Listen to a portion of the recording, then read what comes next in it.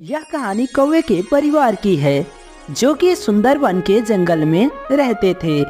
उनका एक बहुत बड़ा घर था। कालू कौवा और गोरी कौवी और उनका एक बेटा जग्गू कौवा, वे सभी परिवार उस घर में रहते थे। कालू जी, अब मैं अकेली घर का सारा खर्चा नहीं चला पाऊंगी, आप मेरा हाथ बटाया करें। गोरी, मेरे कुछ दिनों से सेहत ठीक नहीं है, तो तुम तो जानती ही हो कि मैं तुम्हारी कितनी मदद करता था। एक बार मैं ठीक हो जाऊं, फिर मैं सारे काम खुद कर लिया करूंगा। प्यारे दोस्तों, आपने अभी तक चैनल को सब्सक्राइब नहीं करा, चैनल को सब्सक्राइब करें, वीडियो को लाइक करें, हमें सपोर्ट करें। कहानी में आगे और भी मजा आने वाला है। कालू जी, यह बात तो आप पिछले 6 महीनों से कहते आ रहे हो। यही सुनते सुनते मुझे पूरे 6 महीने बीत गए। जब भी मैं कुछ पूछती हूँ, आप कहते हो कि हमारी सेहत खराब है। इस तरह कहकर कालू कौवा अपने घर से निकल जाता है। मम्मा मम्मा, पापा हर समय इतने गुस्से में क्यों रहते हैं? यह बात मुझे नहीं पता बेटा। अब मैं काम पर जा रही हूँ, आप घर पर ही रहना, घर से बाहर बिल्कुल मत निकलना। मम्मा मम्मा, ठंड बहुत ज्यादा बढ़ गई है।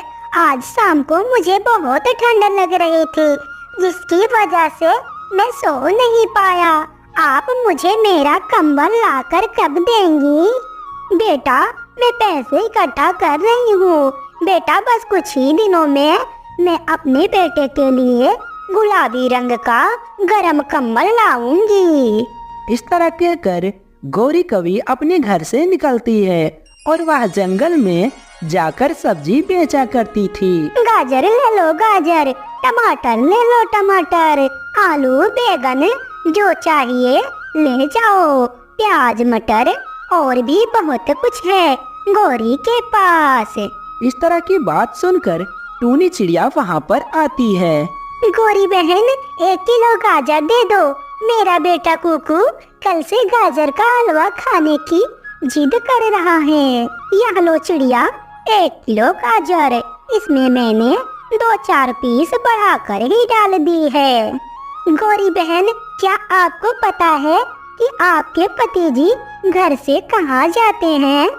मुझे तो कालू यही कहता है कि मैं अपने दोस्त तोते के पास जा रहा हूँ। गोरी बहन, आप मेरा नाम मत बताना।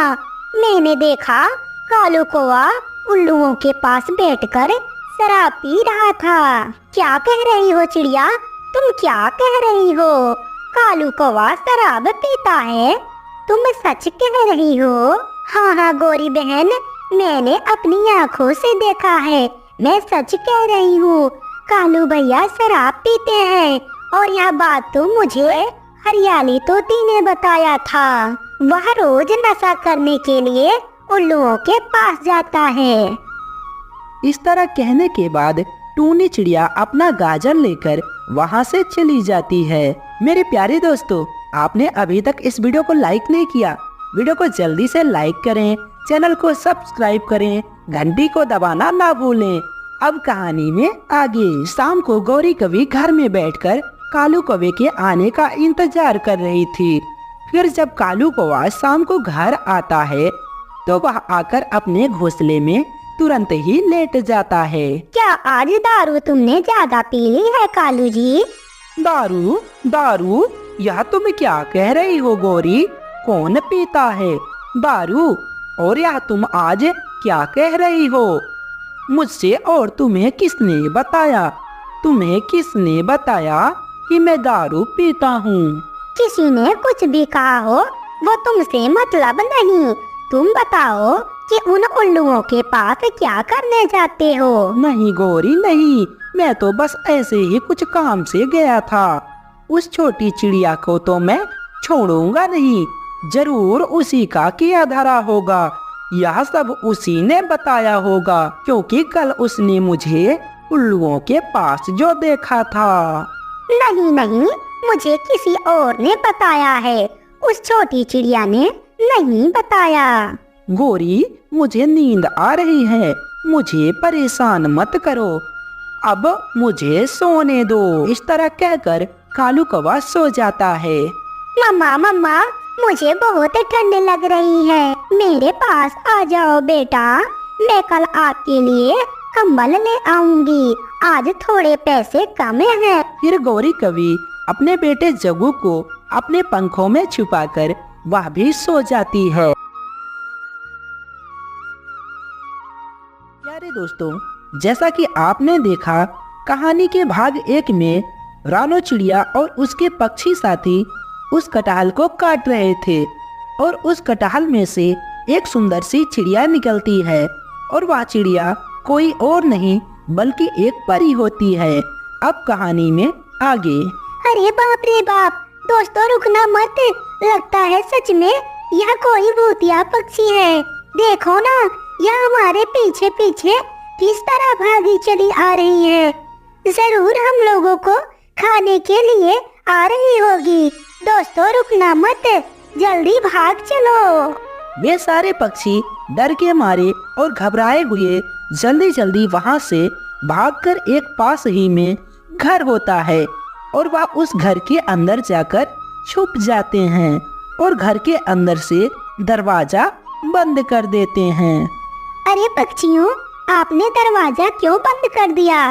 दरवाजा खोलो, जल्दी खोलो दरवाजा, मैं यहाँ बाहर खड़ी हूँ। दोस्तों, मुझे ऐसा लगता है कि आज भूतिया पक्षी हमारा पीछा नहीं छोड़ने वाली। उस सुंदर चिड़िया के बार बार दरवाजा खटखटाने पर रानू चिड़िया हिम्मत करके उस सुंदर चिड़िया से बोलती है, पक्षी तुम कौन हो और उस कटाल के अंदर तुम कैसे निकली? भला कोई पक्षी कटाल के अंदर कैसे निकल सकता है? क्या तुम कोई भूतिया पक्षी हो?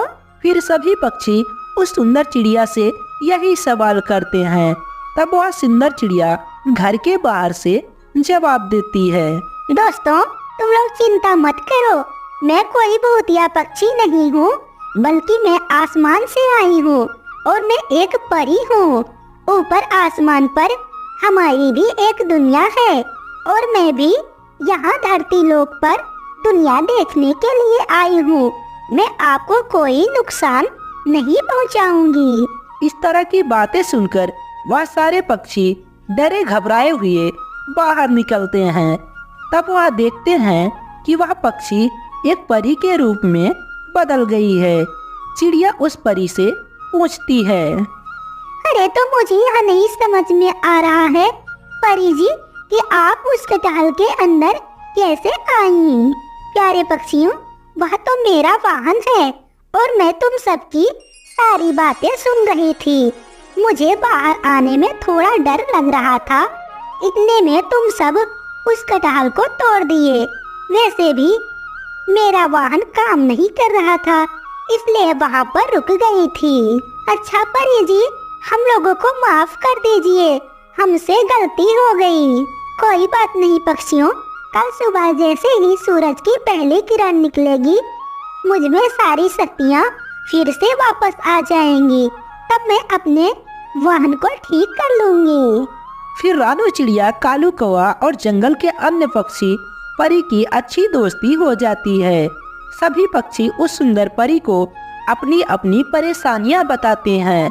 शाम होते ही उस परी को अपने घर में ले जाने के लिए जंगल के पक्षी आपस में लड़ने लगते हैं। तुम सब मत लड़ो पक्षियों, किसी और महल और कोई अच्छे घर की जरूरत नहीं है, मैं इसी घर में रह लूंगी, तुम लोग बिल्कुल भी चिंता मत करो। तो ठीक है परी जी, आज की रात हम सब यहीं इसी घर में सब साथ में बिताएंगे। फिर सारे पक्षी इस तरह रात को काफी सारे बातें करते हैं और फिर बातें करने के बाद वह सारे पक्षी सो जाते हैं। जब सुबह उनकी आंख खुलती है तब वह देखते हैं कि वह सुंदर परी गायब है और संदूक में ढेर सारा खजाना रखा हुआ है। उस संदूक में बहुत ही ज्यादा सोने के सिक्के रखे हुए थे।